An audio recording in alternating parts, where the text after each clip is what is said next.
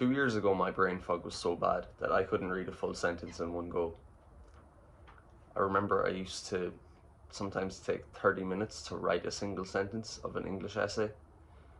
I would spend hours on tasks that should have taken minutes to do, and I just had no mental clarity whatsoever. This year, while I was studying for my final exams, I started studying a year and a half late. We meant to have 2 years. I started with 5 months left. And because my focus has gotten to such a strong level, I was able to do as much work as I needed to do and more. I was able to do 8 to 10 hours a day of high quality work, doing actual exam papers and getting better and better and doing extremely well in my final exams. And I was able to do this because I got rid of brain fog, and I was able to get better focus because of that. So you probably have brain fog, and let me tell you why. In today's world, there are a few things that contribute very heavily to brain fog, and the three main things that are usually wrong in people who have brain fog are wrong in most people today, just because of how the world is. So the first thing is high sugar processed foods and just high carbs in general have become the normal diet. Most people eat a huge amount of carbs, a massive amount of sugar, and mostly processed foods. I saw a study recently in England that the average person eats 80% processed foods, so that just shows it. And basically, when you eat carbs, specifically when you eat refined carbs, if you eat if you eat any big amount at all, this leads to a blood sugar spike and a crash, and then you'll have mental fogginess because of this. So this is what happened to me every day for probably 10 years, until about a year ago when I realized why it was causing it. So because of this, especially I would eat high carb meals at lunchtime and dinner. I would just not be able to focus on schoolwork after like 1 o'clock in the day. And I thought this was just how it was. I thought nobody could focus later in the day, or people who could just could. I never really thought about it. But when I realized that eating these high carb meals was destroying my ability to focus and giving me really bad brain fog, I started to reduce the amount of carbs I was eating, and I started seeing an amazing improvement. So I have an action step for you. Tomorrow, when you wake up, don't eat any carbs for breakfast. And the first chance you get, if you have 20 minutes or half an hour free, just pick a book and read it, or pick something to read. Read it for 15 minutes, see how your brain feels, and then get some sort of carbs to eat. Like you can get a bowl of oats or rice or whatever you have, and just start eating it as you read and see how your brain feels. Because I did this, I saw a video on this about 2 years ago, and I tried it and I realized, oh, there's a reason I can't focus. It's because I'm eating carbs, and I'm just giving myself a spike and a crash and getting so much brain fog from it. So the next chance you get, don't eat carbs for the first few hours of the day. Start reading, and then start eating carbs while you eat. And if you realize that it's giving you brain fog, then reduce the amount of carbs you're eating.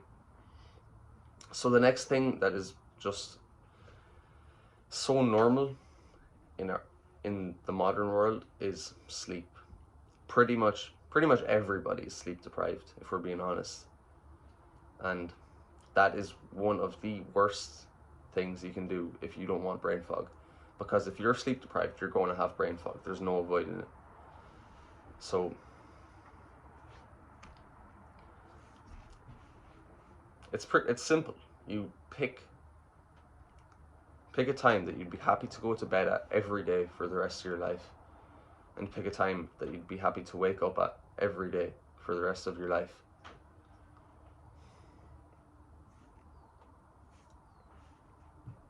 Make sure these times are 7.5 or 9 hours apart. It depends on the person, but some people will need 9 hours, some people will need 7.5, and I've picked these lengths of time specifically because you should be sleeping in multiples of 90 minutes. So 7.5 hours it's in 90-minute multiples, and this is because your body works in circadian rhythm, and these happen in this works in 90-minute cycles. So you'll have the best sleep, you'll feel the most refreshed, the most energized if you sleep in multiples of 90 minutes. And you can just pick whether you need 7.5 hours or 9 hours.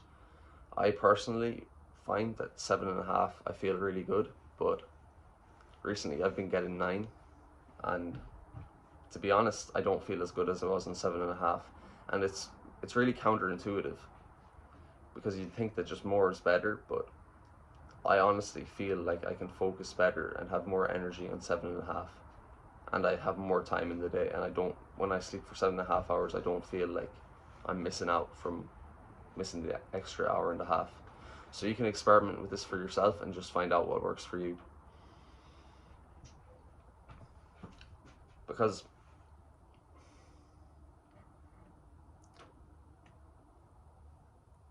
you don't realize how well your brain can work until you have consistently gotten up at the same time and gone to bed at the same time and sleeping long enough. If you haven't done that for a few months straight, almost every single day, then you don't realize how high your performance could be.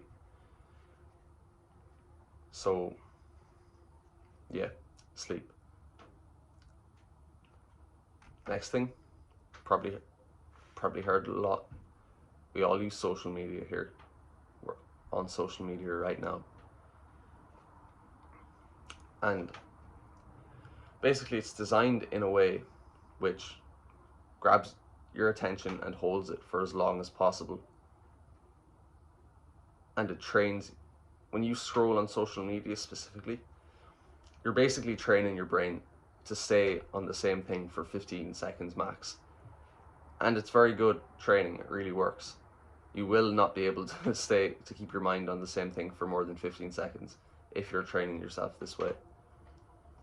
As well as that, when you try to study specifically, if your phone is in the room, it's negatively impacting you. If you can hear notifications from it, then you're going to be at about 30% of your focus capacity.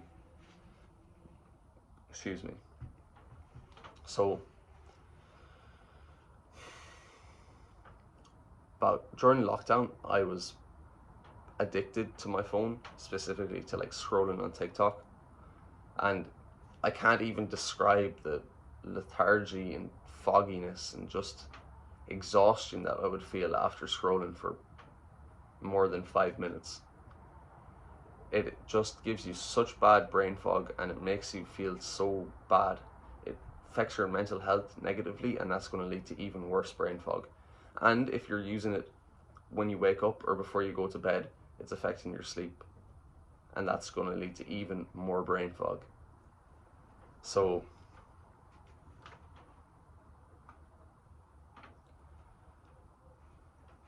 what I want you to do is move all the non-productive apps away from your front screens, especially social media.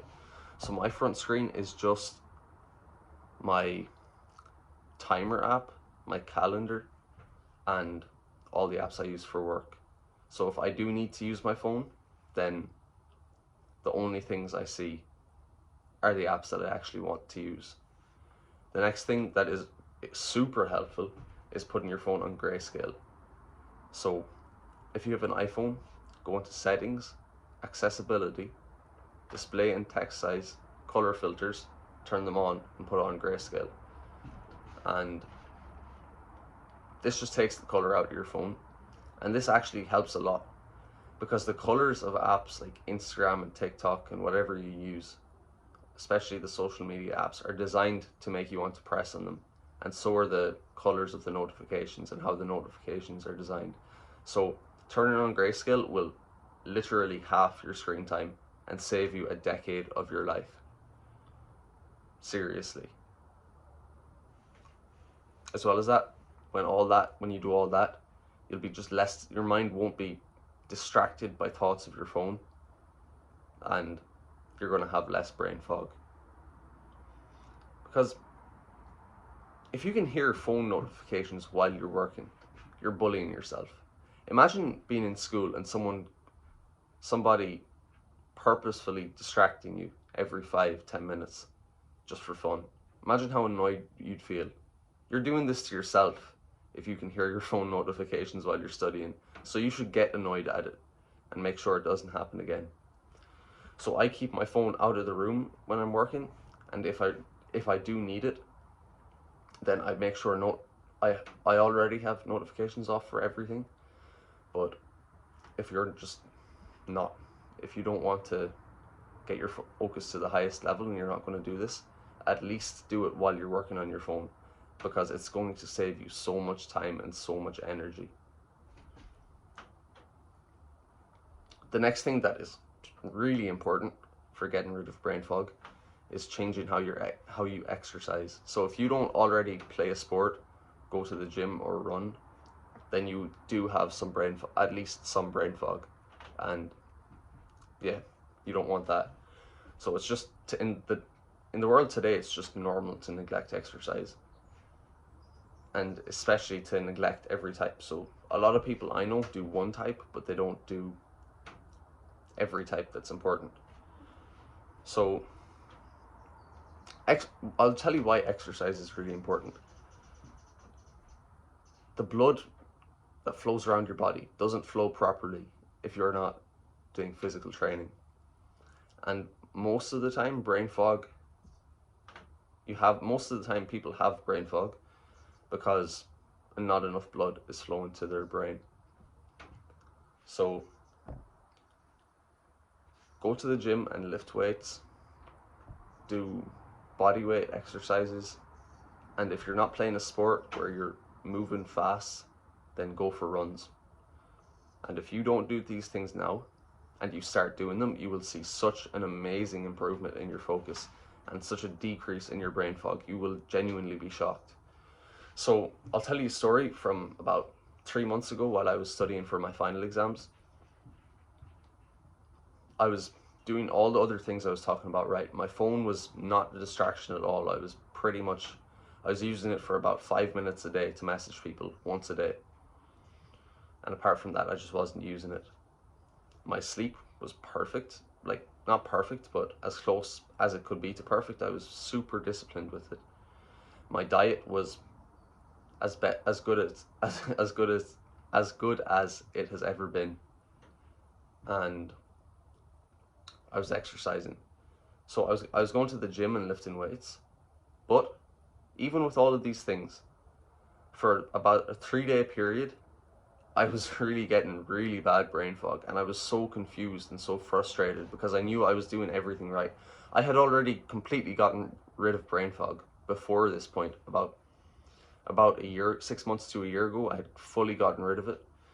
So I was really confused. But one evening on the third day of struggling with it, I had been planning on studying more that evening, about 2-3 more hours. But I was really struggling with brain fog, and I kind of realized that I hadn't done any sort of cardio for about a month. So I was running really consistently, but as I started to study more and more, I just kind of lost the habit. So I was like, you know what? I do need to get rid of this, and I feel like going for a run might help it, because I always come back with an extra clear head after running. So I was thinking I might have to do it. And I had already had things I really wanted to get done. So I was like, am I going to go? Like, I had this planned out, and then I was going to do this after, but I'm only going to get to do one if I go for a run. But then if I don't, and I keep keep having this dumb brain, I might not be able to finish both anyway. So you know what? I'm just gonna go. I'm just gonna put my shoes on and go for like 20 minutes. And I went for about 14 or 15 minutes. I ran 3 kilometers just around like the hills behind my house, and it was good. It was fast. It was tiring. It was hard because I hadn't gone for like a month, but it was still good, and I felt really good even though it was hard. I was breathing heavy. I was moving quick, and I was just I was just moving basically. I was using my body in the way that it's meant to be used. And I got back, had a shower, went to studying, and I felt amazing. It was completely gone. I had absolutely no brain fog. And I was like, oh, okay. So even though I was exercising, I was going to the gym, I was lifting weights, you still need to do cardio. You still need to run or cycle or swim or something like that, because it's just really important for your blood flow, basically. I don't really know the exact science, but I know it's to do with blood flow, and you need blood flow into your brain to use your brain properly. So I have another action step. Train hard, go to the gym, lift weights. Pick one day a week where you go for a run. Because the differences in the brains of people who train and who run specifically compared to the brains of someone who doesn't is just incredible. I felt it myself. I felt it in my own brain, the difference of running. Because humans are made to run, so you got to do it. So if you want more help with this, and if you want to find all the things that are causing your brain fog and everything that you can do to solve it, I have a free Discord where we talk about all the different causes, give each other advice. I will specifically spend a lot of time in there giving people advice on questions they're asking, making posts on common problems, and just helping you out. So if you're interested in that, go click the top link in the description. And I hope you found this video helpful.